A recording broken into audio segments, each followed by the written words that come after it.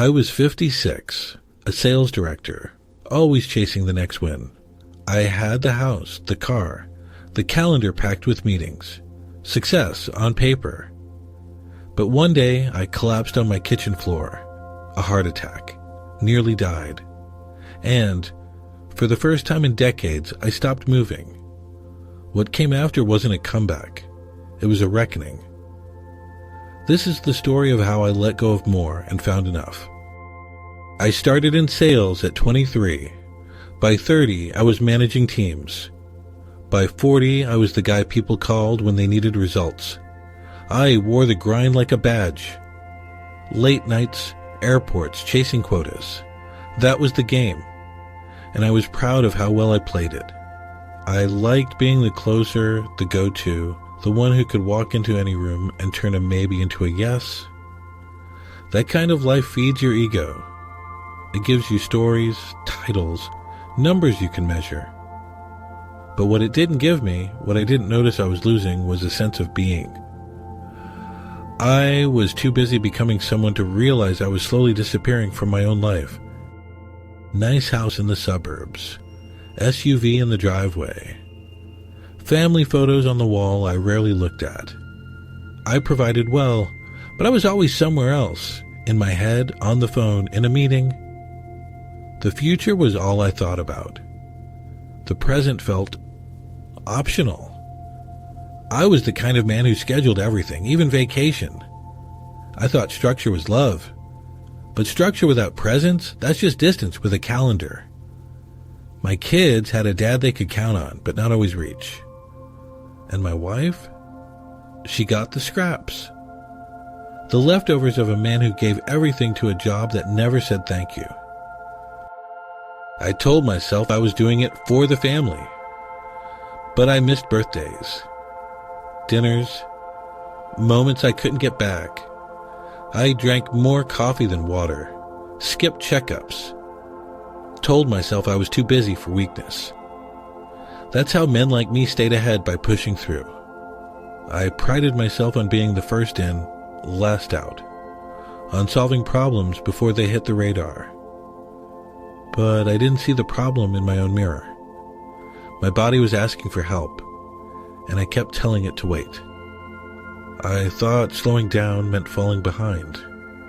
Turns out it just meant staying alive.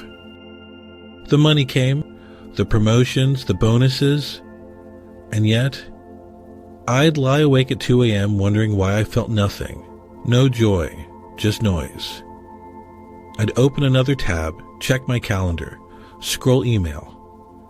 Anything to avoid the silence. I was surrounded by motion, but it didn't mean momentum. I was full of appointments, but empty of purpose. I couldn't admit that, not even to myself. So I kept moving, told myself I'd rest later, be present later. I didn't know I was trading my life for a ladder with no top, just more rungs. The headaches got worse. My blood pressure crept up. My wife said I looked pale. I laughed it off. I wasn't sick, I was successful. That's what I told myself. Until the morning I couldn't stand up.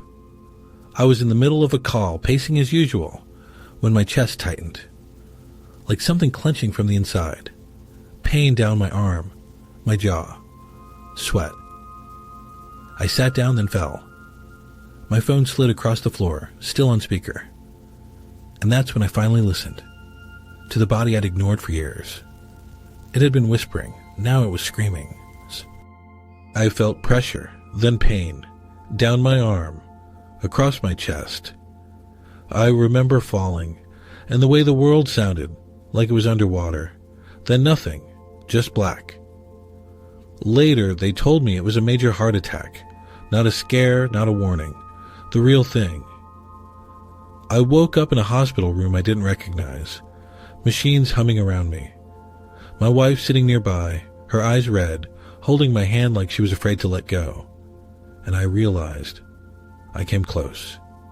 Too close. Everything I built could have ended that day. And for what? A title? A quarterly report? I almost didn't get to say goodbye. ICU. Wires.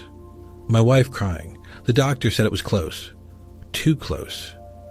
You were lucky, he said, but it didn't feel like luck. It felt like a mirror. And in it, I saw a man who traded his life for what? Status? Speed? A full inbox and an empty heart? I kept replaying the same question. What would have happened if I didn't wake up? Would I be remembered as someone who lived fully or just worked hard? I didn't like the answer. Lying there, tube in my arm, heart barely hanging on, I saw everything I'd built. And I finally saw what I'd missed. I hadn't been living. I'd been performing. And I nearly ran out of time to stop. Lying in that hospital bed, I asked myself something I hadn't asked in 30 years. What am I doing? Not what's next or what's the plan. Just why? Why all the hurry? Why all the proving? I'd spent decades chasing a version of success I never defined for myself. I only knew how to move forward, never how to look inward. And now, when everything stopped, I didn't recognize my own life. I didn't even know what I liked anymore.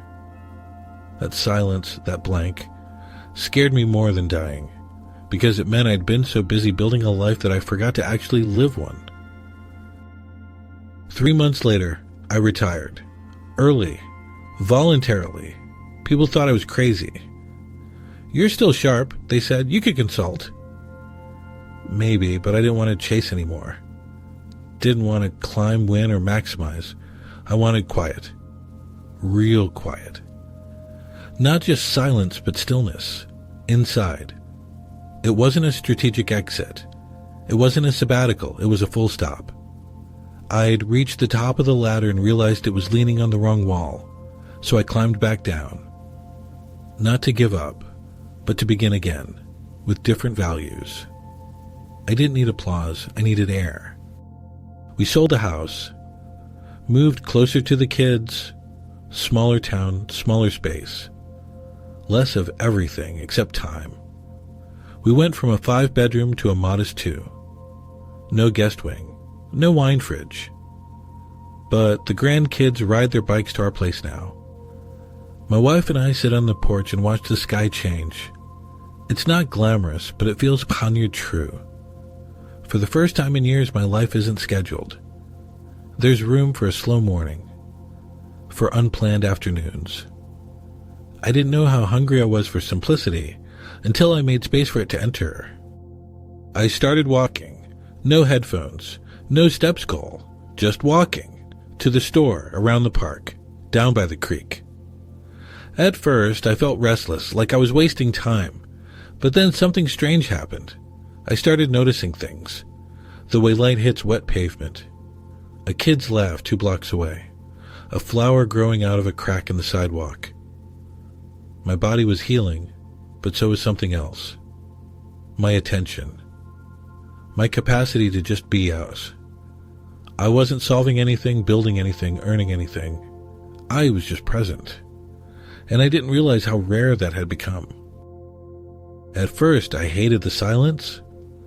I had reached for my phone. Think about emails that didn't exist anymore. It was like phantom pain. The reflex to respond, even when there was nothing left to answer. But then slowly I noticed the sound of birds, wind in the trees, my own breath. I started to like it. There was a rhythm underneath all the noise I used to live in. Something older, wiser. I stopped measuring day by what I accomplished and started asking how I felt in them. It was uncomfortable at first, like learning to sit still after years of sprinting. But that stillness became a kind of peace. Not exciting, but real. I unsubscribed from apps, from alerts, from the constant pull of urgency. I even stopped wearing a watch. I was tired of racing a clock I never set. Time had always been something I tried to conquer, pack more into it, squeeze value out of every second. But now I wanted time to feel like mine again. No dings, no buzzes, just breath. It was strange at first, like I was floating without a tether. But over time, that quiet became comforting.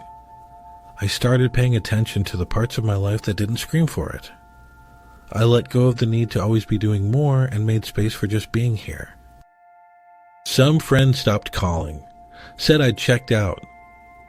Maybe I had, from that version of life, from the meetings and metrics and weekend warrior routines. But my grandkids started calling more. They'd ask if I could come watch a soccer game or help with a school project. And those conversations, they mattered. More than any sales win or promotion ever did. I think some people just couldn't see value in a life that didn't look busy. But I'd spent decades being on, and I was finally learning how to be present. I didn't need everyone to get it. I just needed to stop abandoning myself to fit in. I started volunteering at a local community garden. No big cause, just dirt and hands and people. I didn't know a thing about plants. Still don't, really, but I like showing up. I like the rhythm of it. The honesty of it. You pull weeds, you water, you wait, and you do it next to folks who don't care what your resume says. It wasn't about achievement, it was about presence. I wasn't leading anything, fixing anything, proving anything. I was just part of something, needed, but not for performance. It felt strange at first. Then it started to feel like home. One day, someone at the garden handed me a book of haiku. I didn't think much of it, but I brought it home, flipped through a few pages, and something softened in me. I read one, then wrote one, then another. They were bad, but that wasn't the point. It wasn't about being good.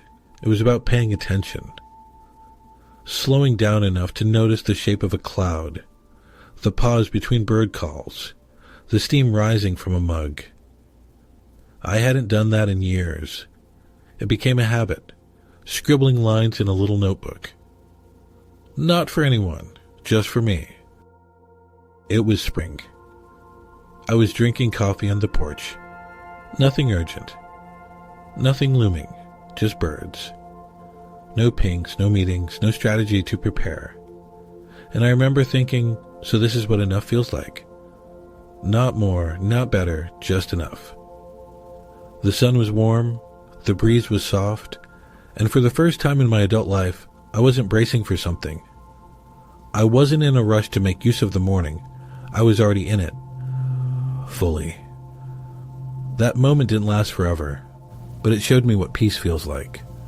And once you feel that, you start building your days around it. I wake up without an alarm, walk most places. I help in the garden, I read, I write, I sit on benches, feed birds. Not because I have to, but because I finally can. My calendar used to look like a battlefield, double booked, color-coded, always under siege. Now it's mostly blank. And that blank space isn't empty. It's where life actually happens. I have started noticing the people around me more. I talk to neighbors, watch clouds, listen more than I speak. The days are quiet but full. Not of tasks or accomplishments, but of presence. And that's enough. More than enough. I don't have a job, but I feel useful. I mentor once a week. Fix tools at the garden. I have learned that contribution doesn't require a title. It doesn't need a paycheck or a LinkedIn post. It just needs a willing heart and open hands. I'd spent years thinking I had to earn my worth every day. But now, I see work differently. It's not just what we do, it's how we show up. With care, with consistency, with attention. Some days that means helping someone repair a broken shovel.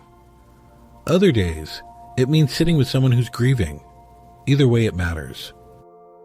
We rent now, a smaller place on purpose. We drive less, buy less. Our grocery list is shorter. Our calendar has actual blank days in it. The kind of space I used to fill without thinking. But now, that space is sacred. Our home is quiet, not just in sound, but in feeling. There's room to breathe, to think, to be. I used to chase wealth like it was something out there, another deal, another number. But it turns out the real wealth I was looking for was this: time I can call mine, a life that fits in my hands, and the peace to enjoy it. I laugh more now. Real laughs, not polite chuckles between meetings. My wife says I look lighter, not younger but less burdened. I know what she means. It's like something lifted when I stopped measuring my worth by how much I could carry. There's a quiet kind of joy that comes when you finally stop proving yourself.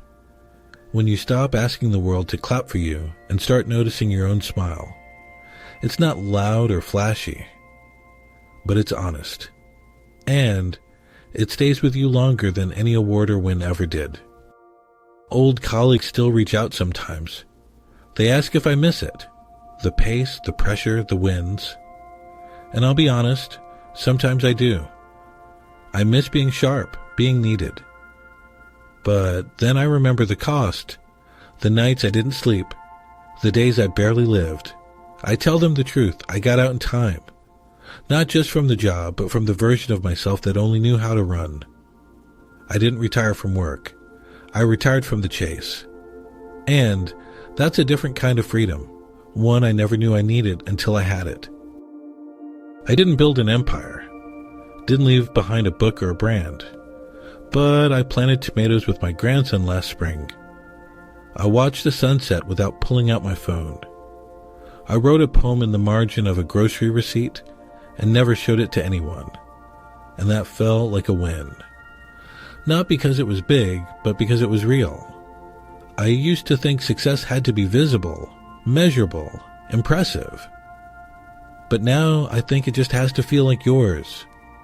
Quiet, honest moments that no one claps for, but that stay with you anyway.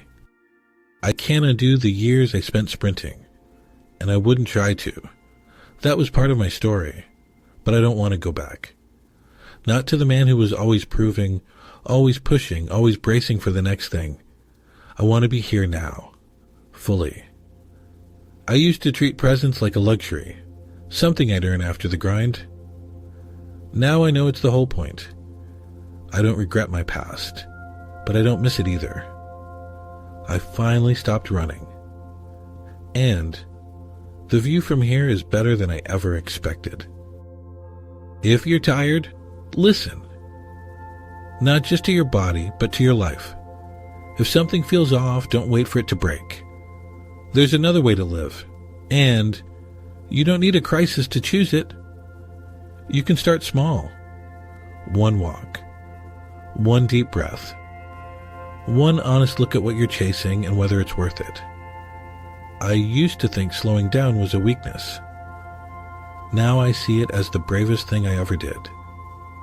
The hard part isn't changing your pace. It's giving yourself permission to. But once you do, everything starts to feel different, better, truer. Turns out slow was the only way forward. If this story spoke to you, take a moment, pause, breathe, and maybe hit subscribe.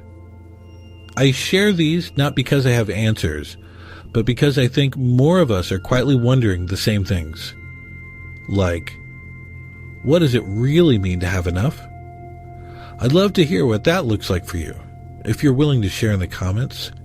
And if you haven't seen it yet, there's another story I think you'll connect with. Chris was a creative director with the kind of career people envy, until it started undoing him. That video's called "The Job Title Meant Nothing in the End." You can watch it next.